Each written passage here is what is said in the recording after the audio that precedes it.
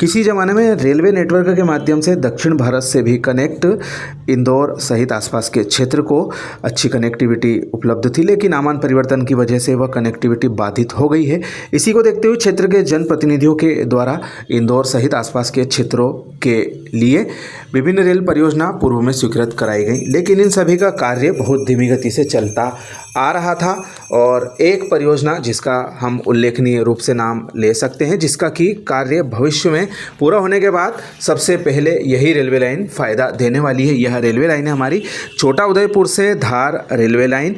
इसके अलावा बाकी सब परियोजनाओं का कार्य धीमी गति से चल रहा है और उनको पूरा होने में 5 से 10 वर्ष का समय लग सकता है। छोटा उदयपुर धार रेल लाइन के बारे में हम समय समय पर आप सभी को जानकारी देते आ रहे हैं। इस बाबत एक ये छोटी सी अपडेटेड जानकारी आप सभी के समक्ष प्रस्तुत है। जैसा कि आप सभी को ज्ञात है, इस परियोजना का जो सैंक्शन है, मंजूरी है, वह सैद्धांतिक रूप से 2007-8 में 570 करोड़ रुपए की मामूली लागत के साथ दी गई थी, लेकिन इसको रेलवे बोर्ड की मंजूरी मिली थी वर्ष 2012 में। तब तक इसकी लागत दोगुनी से अधिक 1347 करोड़ रुपए को पार कर गई थी। 2021 में रिवाइज होकर 1793.65 करोड़ को पार कर गई। इस परियोजना का एक बड़ा हिस्सा बनकर तैयार हो गया है।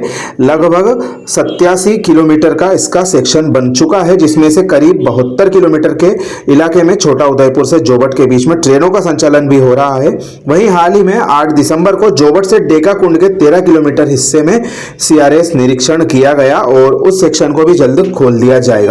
आगे के इलाके टांडा तिरला सेक्शन के पूरा होने के बाद धार से दाहोद इंदौर रेल परियोजना में जुड़कर यह परियोजना इंदौर को मुंबई के लिए छोटे रास्ते से कनेक्ट करेगी। इससे आगे के महत्वपूर्ण हिस्से की बात करें तो टांडा रोड से लगा के डेका कुंड का करीब 14-15 किलोमीटर का सेक्शन है। वह वन मंजूरी देर से मिलने की वजह से कार्य उसका डिले होता गया और इसका पूरा होने का जो टारगेट था वह थोड़ा सा आगे बढ़ा दिया गया है। यह सेक्शन पहले दिसंबर में 2025 में पूरा होना था, जिसको कि अब फरवरी मार्च 2026 तक पूरा किया जाएगा और निश्चित तौर पर यह कार्य पूरा होने के बाद में टांडा रोड तक ट्रेनों का विस्तार किया जा सकता है।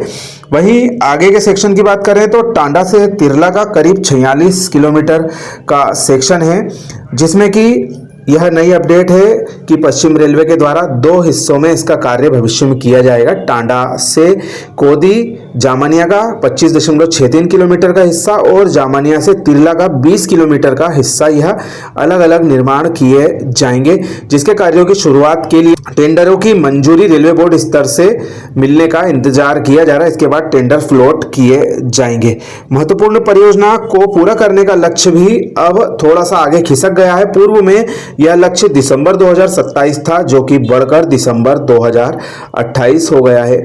फिर भी इस परियोजना को यदि टांडा से तिरला के बीच में तेज गति से बनाया गया, क्योंकि यह सेक्शन काफी सघन जंगल से होकर गुजरने वाला है, धरातलीय संरचना विषम है और पहाड़ी इलाका यहाँ पर है, तो बड़े बड़े वायडक्ट बनाए जाएंगे और इसमें लगेगा समय।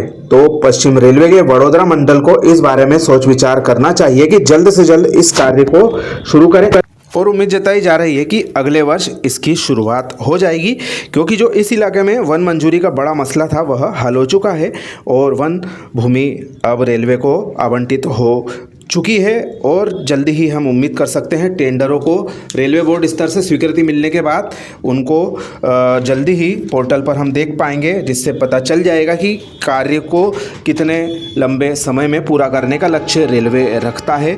यह तो क्लियर हो गया है कि इस सेक्शन को 2 भाग में बनाया जाएगा और दोनों की लंबाई 20 किलोमीटर से अधिक है, तो 2-2.5 वर्ष का हम समय इसमें लग सकता है, यह मान सकते हैं, लेकिन कार्यों का तय समय से शुरू होना बेहद जरूरी है। तो यह थी हमारे आने वाले समय में मुंबई से इंदौर का कनेक्शन दिलाने वाली महत्वपूर्ण रेलवे परियोजना के बारे में छोटी सी जानकारी। आपको कैसी लगी कमेंट करके जरूर बताएं। अपने मित्रों के साथ शेयर करना ना भूलें। आप सभी का धन्यवाद।